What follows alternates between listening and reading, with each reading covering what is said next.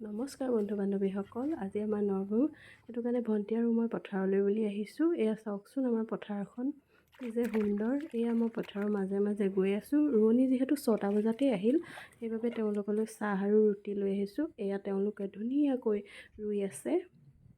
এয়া চাওকচোন, চিপ চিপকৈ বৰষুণ দি আছে আৰু এওঁলোকক আমি খাবলৈও দিলোঁ। এয়া দেখিছেনে আমাৰ পথাৰখন কি যে সুন্দৰ। এতিয়া ভণ্টিয়ে আকৌ অকণমান তেওঁলোকক দি দিছে। এয়া দেখিছে আপোনালোকে। এতিয়া আকৌ খাই বৈ উঠি ষ্টাৰ্ট কৰি দিলোঁ। ভাবিলোঁ ময়ো অকণমান লগতে ৰুওঁ, যিহেতু নৰভু নোৰোৱাকৈনো কেনেকৈ থাকোঁ। আৰু আমি যিহেতু গাঁৱলীয়া মানুহ ন, খেতিটো কৰিবই লাগিব। এয়া চাই থাককচোন আপোনালোকে। এতিয়া আহি আহি আমি ঘৰমুৱা হ'লোঁ। আমি যিহেতু ঘৰৰ সন্মুখেই পালোহি।